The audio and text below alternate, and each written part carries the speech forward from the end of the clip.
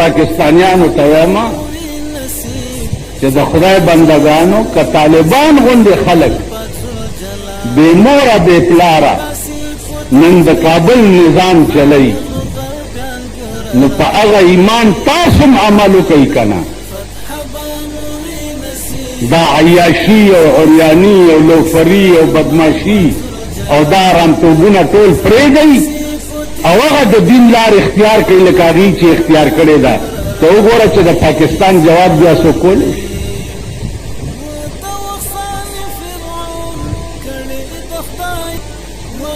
طالبانو په لاس کې دی هغه وایي چې ټیکه ټیکه به شو خو رانه امریکا به بوځي څنګه په خدای قسم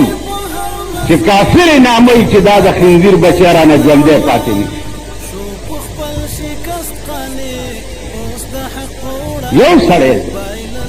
لیکن د هغه د ارادې ته خو ګوره او د هغه د جذبې ته خو ګوره او د هغه د ایمان ته خو ګوره تاسو وکتل چې د ځمکې په سر سوپر پاور روس یادېدو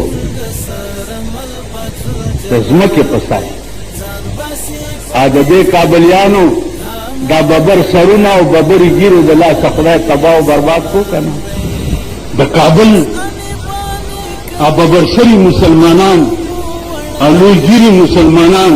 چې یو ځل ځان لیونی کړو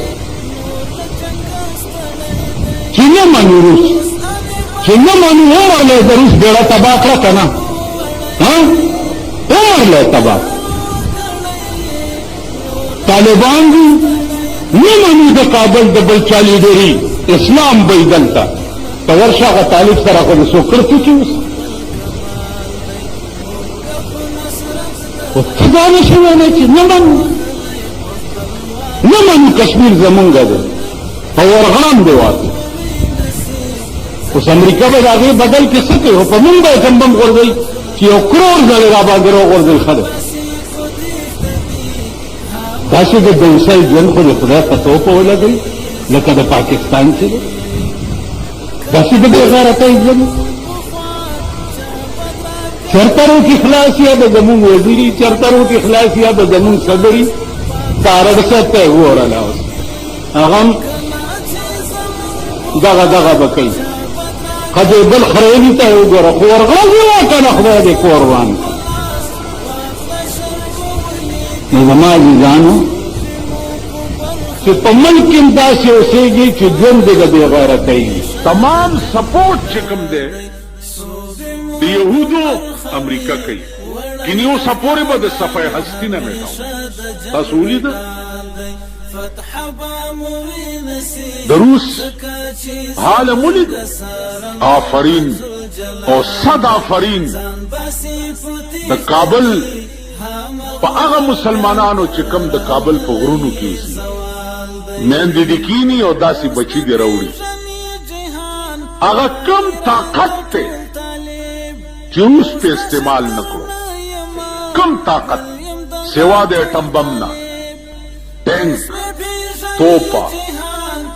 هوایی بمبارمنٹ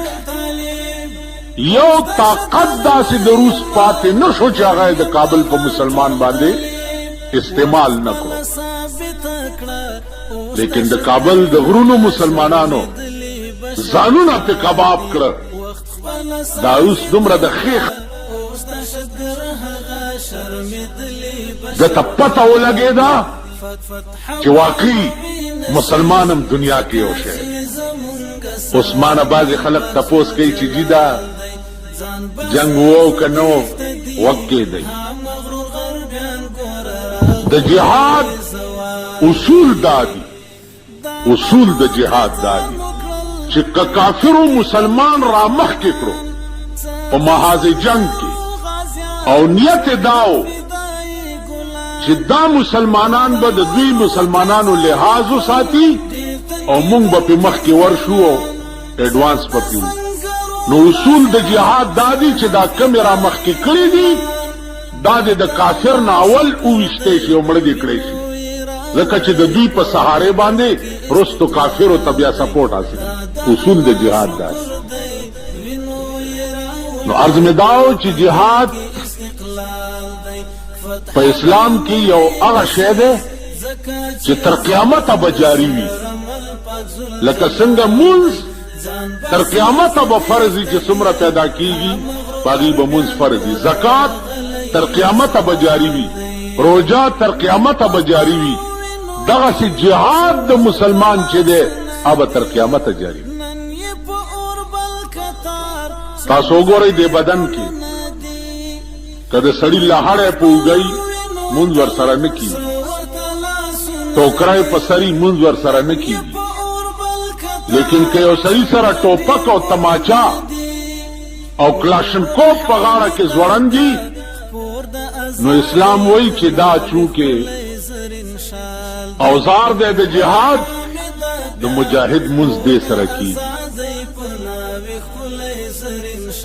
بیا وګورئ قبله ته چې مخ نه مونږ نه کی